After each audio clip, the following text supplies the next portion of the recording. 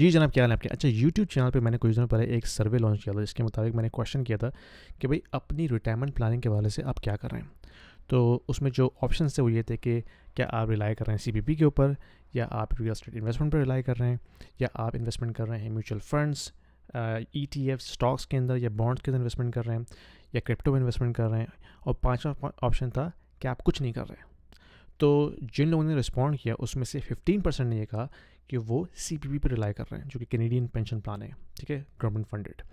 پھر 11% نے رسپونڈ کیا کہ وہ ریئل اسٹیٹ انویسٹمنٹ کے اوپر ریلائی کر رہے ہیں، یعنی کہ وہ ایک اپنا real estate port folio create کر رہے ہیں جو کہ ایونچولی ان کو جا کے ییلڈ پرووائڈ کرے گا ان دا ٹائم آف ریٹائرمنٹ.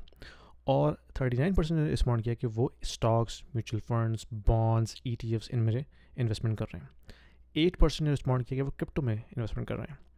جو 27% ریمیننگ ہے انہوں نے رسپونڈ کیا کہ وہ کچھ نہیں کر رہے. یہ ایک کنسرننگ بات ہے، اور اس میں اس ویڈیو میں اس کو ایڈریس کرنا چاہتا ہوں.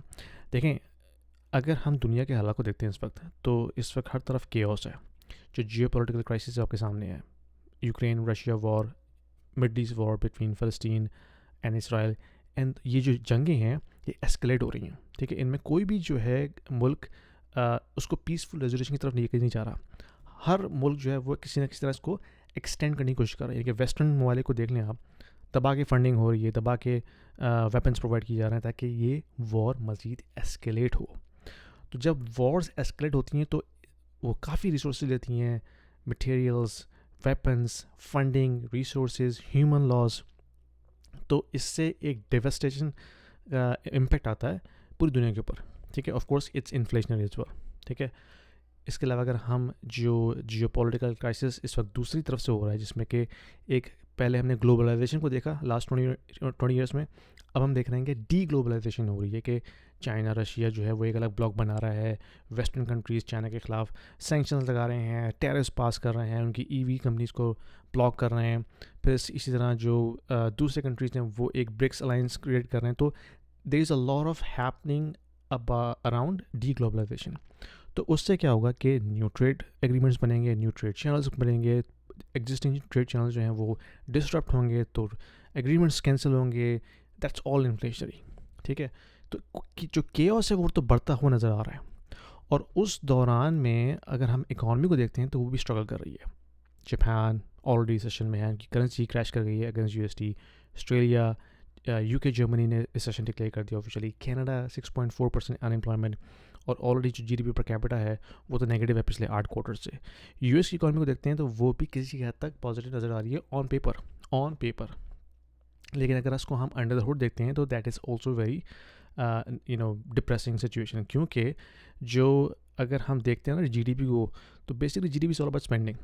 تو جو ویج گروتھ کی بات کرتے ہیں نا کہ ویج گروتھ ہو رہی ہے، وہ بیسکلی ہو رہی ہے ان ڈیموگرافکس میں جن کے پاس لائبلٹیز نہیں ہیں. یعنی کہ اگر ہم دیکھتے ہیں کہ کن ڈیموگرافکس کے اندر جو ہے وہ ویج گروتھ بڑھی ہے، تو زیادہ تر وہ لوگ ہیں جو کہ 20 to 25 ایئرس کی ایج میں آتے ہیں، جو کہ وہ لیں گے جو بیسمنٹ سے کام کر رہے ہیں، جن کے پاس کوئی گھر نہ مورگیج ہے، نہ کار ہے، ٹھیک ہے. تو ان کی جو لائبلٹیز ہے وہ بہت کم ہے. تو ان کی جو ویج گروتھ ہے فرام پرسنٹیج پرسپیکٹیو وہ ہمیں زیادہ نظر آتی ہے. لیکن اگر ہم دوسرا ڈیموگرافکس دیکھتے ہیں 30+، 40+، 50 ایئرس، ان پہ تو لائبلٹیز بہت ہیں، مورگیجز بھی ہیں ان کے پاس، اسٹوڈنٹ لون بھی ہے، ان کو اپنے بچوں کی ایجوکیشن بھی پرووائڈ کرنی ہے، ریٹائرمنٹ پلاننگ پہ بھی خرچ کرنا ہے. تو ان پہ بہت زیادہ لوڈ ہے.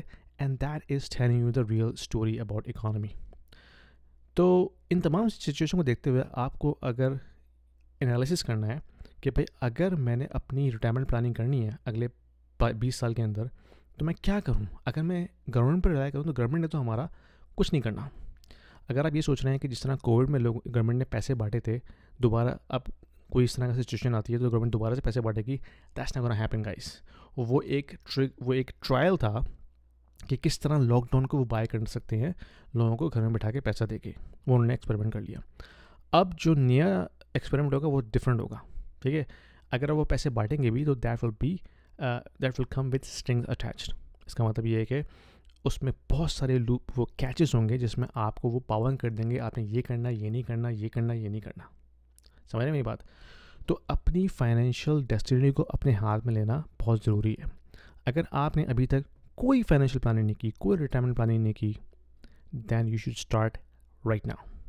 کیونکہ آنے والا وقت جو ہے وہ بہت خراب نظر آ رہا ہے from geopolitical standpoint, from global economy standpoint, from these recessions, these wars which is going to be inflationary. تو اگر آپ نے ابھی تک کچھ نہیں کیا ہے, اسٹارٹ ڈوئنگ فرام ناؤ. کوئی ہیلپ چاہیے انویسٹمنٹ کے حوالے سے, فائنینشیل پلاننگ کے حوالے سے, ریٹائرمنٹ پلاننگ کے حوالے سے, اپنے بچوں کی ایجوکیشن کے حوالے سے, لیٹ می نو. ای میل ایڈریس میرا ہے یہاں پہ, مجھے ای میل کیجیے. میرے پاس بہت سارے ایکسپرٹ فائنینشیل ایڈوائزر ہیں سرٹیفائڈ, جو کہ ایکسپرٹ ایڈوائس آپ کو دیں گے, آنیسٹ ایڈوائس آپ کو دیں گے, ود فل کانفیڈنس. کوئی اس میں چارج نہیں ہے کنسلٹنگ کال کا. Let me know, I can connect you with one of those advisors and they can get you the best advice possible in your scenario. اور پھر آپ کی مرضی ہے, آپ کس میں انویسٹمنٹ کرنا چاہتے ہیں, کس میں نہیں کرنا چاہتی ہے. That's all yours decision, but they will give you the excellent education. Based upon that you can start your planning. ٹھیک ہے, پسند آئی ویڈیو شیئر کیجیے, لائک کیجیے اور سبسکرائب ضرور کیجیے گا. Thank you.